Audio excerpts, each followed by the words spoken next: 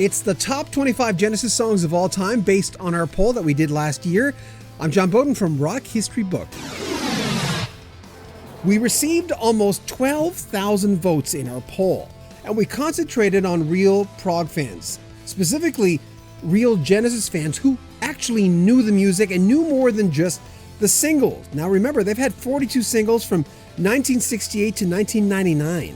They've had a long career, but let's see how many of those singles get in our top 25. Interestingly, it's the 50th anniversary of the band. Now let's get to it. The top 25 Genesis songs of all time. Number 25 at 174 votes, Duchess from 1980, released March 24th of that year. It would be the first time the band reached number 1 on the UK album charts. They would go on to do it 5 more times, with 4 studio albums and a live project. It was a concept LP about Albert and his disappointments and obsessions. Number 24 with 175 votes, Follow You, Follow Me from 1978's And Then There Were Three. For some fans, this served as another nail in the coffin of them losing that classic prog sound. And there was another departure. Steve Hackett had left the band. Hence the title, with Phil Collins, Mike Rutherford, and Tony Banks being left behind. Guitar and bassist Mike Rutherford had real gifts on the guitar, but was he ready to fill Hackett's shoes? Though this was their first UK top 10 hit ever,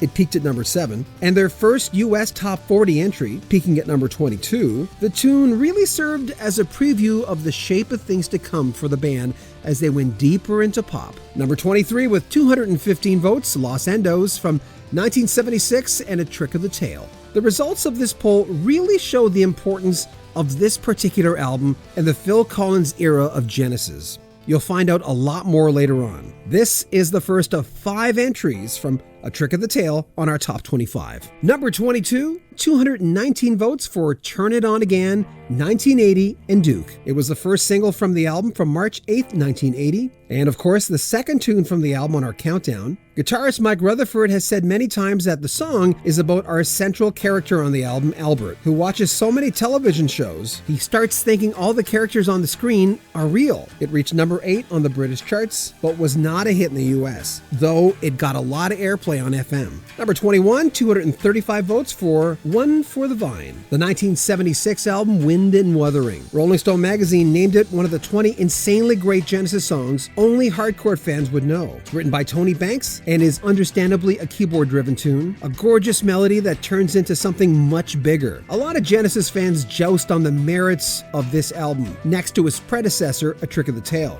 But this poll picked a clear winner according to real Genesis fans. Number 20, 251 vote, Duke's Travels from Duke, the third tune from the album on our countdown. This was the last prog project according to some Genesis fans, though it was a mix of their old style and what was yet to come. Well, when you look at the time, 1980, the genre wasn't exactly big at that time in music, and this album divided some fans. Number 19 with 272 votes, Home by the Sea, from the 1983 self-titled album, Genesis. The song seems to be about a haunted house. It's also part 1 of a 2-parter that ends side 1 on the album. It was the 3rd single from the project, but never became a hit, even after being the follow-up to their biggest US top 10 hit at that point, which peaked at number 10, which was That's All. Number 18, 273 votes for Squonk, 1976 and A Trick of the Tail. This is one of those songs that solidified Phil Collins as the new lead singer of Genesis.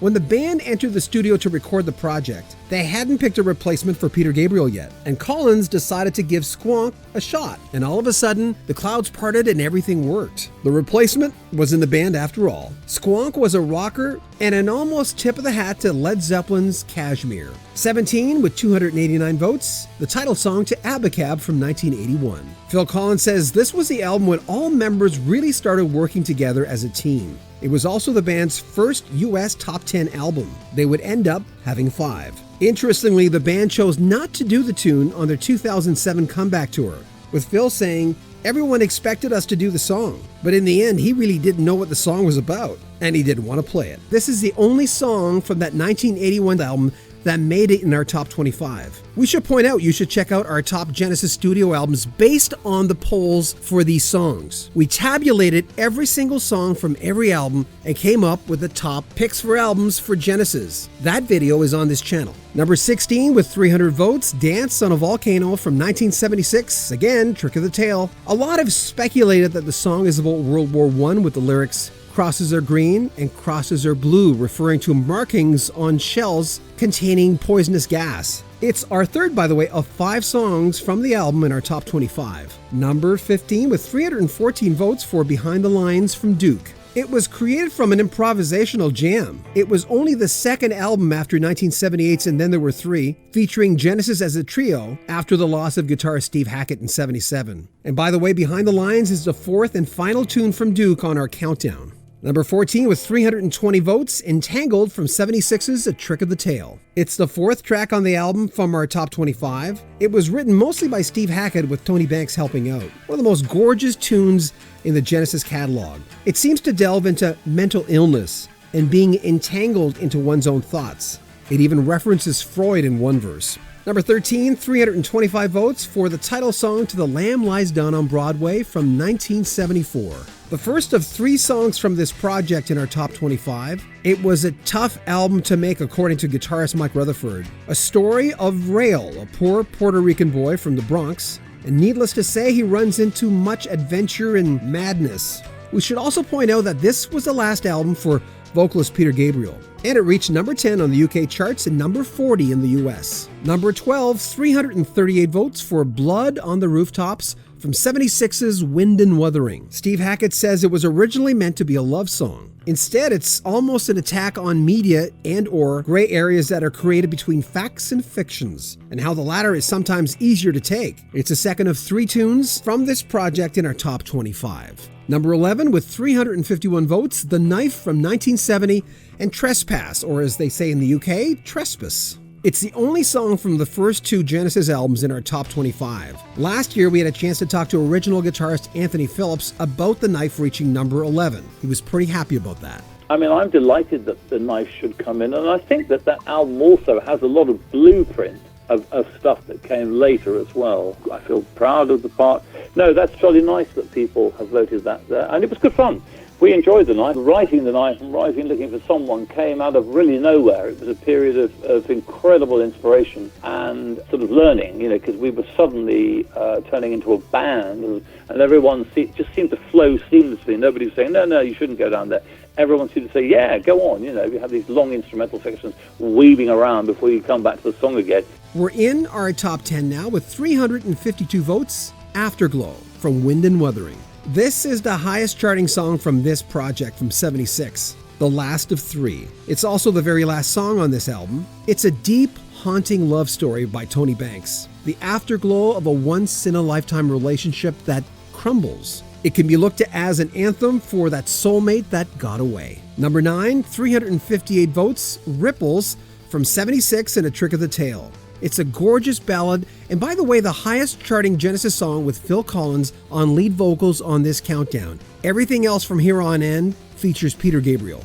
Written by Rutherford and Banks, it's basically about one losing youthfulness. It does not last forever, you use it wisely. By the way, A Trick of the Tail is the highest charting Phil Collins Genesis album on our countdown. So that competition between maybe Duke and Then There Were Three, Wind and Wuthering and A Trick of the Tail, Trick wins it. You'll find out by how many if you watch our other video where we count down the top studio albums from Genesis. You may be surprised. Number 8, 360 votes, Watcher of the Skies from 1972 and Foxtrot. Interestingly, only 2 votes separated Ripples and this song. Paul Whitehead, who did the album cover for this as well as Trespass and Nursery Cryme, says, "It was our goal to continue to use the cover imagery to poke fun at British high society, where Peter, Mike, and Tony had come from. The album cover also has hints of the state of the world at the time. Watcher of the Skies borrowed the title from the line of the 1870 sonnet on first looking into Chapman's Homer by John Keats, and it's only one of 2 songs from Foxtrot on this countdown. Number 7, 405 votes for In the Cage from 1974's The Lamb Lies Down on Broadway. Peaking at number 10 on the UK albums chart, it didn't get as high as its predecessor, Selling England by the Pound, which peaked at number 3. But this concept album, by many, is known as the ultimate mind-bending prog journey. In the Cage, which was a concert favorite, even after Peter Gabriel left and Phil took over, is the second most popular tune from this album on our countdown. Number 6, 410 votes, Dancing with the Moonlit Night from 1973, and Selling England by the Pound. In concert, Peter Gabriel, wearing a helmet and lance, would proclaim, "I am the voice of Britain before the Daily Express. My name is Britannia. This is my song." This is the first of 3 tunes from Selling England by the Pound in our top 25, and all 3 made it to the top 10. That says something. When diehard Genesis fans proclaim this as the zenith of the Peter Gabriel years, they're not kidding. Number 5, 411 votes, and Carpet Crawlers from 1974 and The Lamb Lies Down on Broadway. It was the second single after Counting Out Time.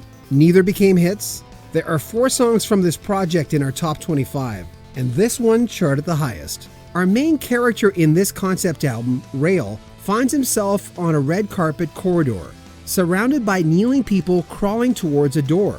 Rail runs past them to a candlelit feast on the other side. Though it's one of the prettiest tunes on the album, it also has that heavy sense of mystery and foreboding that almost every track has on the project. Number 4, 434 votes, The Cinema Show from 1973 and Selling England by the Pound. Tony Banks and Mike Rutherford came up with the story that was originally meant not to reference Romeo and Juliet, but a more ambiguous couple. But Peter Gabriel suggested that Shakespearean connection in the song. Rutherford came up with a guitar riff and Banks filled in the pieces. Listening to Genesis has always conjured up intense visuals, and this song is no exception with its romantic tone. Number 3, 477 votes for The Musical Box from 1971 and Nursery Cryme. It was started while Anthony Phillips was still in the band, but he never got writing credits for it. And when asked if he was irked about it, he said, "No, it was only a small bit or two, and the guys did all the hard slogging on the road, from which I profited while sitting at home." Phillips had to leave Genesis because of severe stage fright. Peter Gabriel wore that famous old man mask in concert during the last part of the tune. And by the way, this is the only song from Nursery Cryme in our top 25. 2 songs left. Number 2, 480 votes, Firth of Fifth from 1973, Selling England by the Pound. The songwriting is actually credited to the whole band, but Tony Banks was the main influence for this tune. In its earlier form, it was rejected for their last album, Foxtrot. And interestingly, I Know What I Like in Your Wardrobe, which is a classic Genesis tune, never made it in our top 25. It actually peaked at number 32, for your information. Even though Anthony Phillips left Genesis after their second album, Trespass, he was still listening to the band and enjoying their growth and this album. I absolutely agree. Yeah, I do think that Selling England was the sort of zenith of the Gabriel period, personally. I really love that album. Oh yeah, if you ask me the best Genesis album, I would always go to that. And number 1, which to true Genesis fans will not be a surprise, Supper's Ready from 72 and Foxtrot, the band's 4th studio album, and everything was coming together. Last year I asked Steve Hackett, who played on this track, why this was voted the quintessential Genesis classic by the fans. Well, that's the product of a whole band working together and writing together, shaping things together. So I think that it was a hugely ambitious piece of work. I said to them at the time, I think we could do something really long. I think we could do something like 20 minutes, and wouldn't that be marvelous if we could do it on stage with all the bells and whistles. The length of it was actually my influence. Some of the sections are driven by me, but each section is driven by someone else. The lyrics are all Pete's. Can't claim anything there, but everyone gets a chance to shine in it. Very much the group working together at its best, coming up with this great long journey into musical space. I think it's a transcendent piece of work, and that's probably why people still very much enjoy it. It's the journey, it's the musical odyssey. I think it probably bridges several generation gaps. It was hugely let me put it this way, it was hugely enjoyable to do, and it wasn't recorded in one go, but it was written very quickly. It was written in about 2 weeks. So there you have it, the top 25 Genesis songs of all time. And it's a different list than I think you would have had if we asked just normal music fans, considering when you have Invisible Touch and We Can't Dance being their biggest selling albums. But these songs that were, each one of those albums like 4 or 5 hits, but none of them ended up being in our top 25 because we asked prog fans, because we asked people who knew Genesis music. Invisible Touch, their biggest selling from 1986, went 6 times platinum in the US, 4 times platinum in the UK. Never registered any songs in the top 25. The highest charted was Domino at number 29. Tonight, Tonight, Tonight was number 34. And at 39, Land of Confusion, followed by Throwing It All Away at number 88 and In Too Deep at number 115. And one last album we should address, Calling All Stations, which was after Phil Collins left and Ray Wilson replaced him, from 1997. The entire album only generated 29 votes. Every song on the album, all the votes came up to 29, with the dividing line receiving the most votes at 7. Now, a lot of folks say they like Ray Wilson and Mike Rutherford and Tony Banks on that album. It's a very interesting album, but when we ask fans to pick their top 10 or top 25, let's be real, they were not going to pick Congo. And Congo got, I think, 3 votes. So when Genesis fans were cornered, as much as some of them liked Calling All Stations, the songs in the end didn't do that well. We have tabulated every single vote and come up with the top Genesis studio albums of all time. That's our other video, which is also on this channel. We hope you check it out. And check out our sister channel, which is Rock History Music, which is new breaking news on classic rock and prog bands. We hope you subscribe to that channel as well. Make sure you subscribe to this channel, share our videos, and comment on them. I'm John Beaudin from Rock History Book.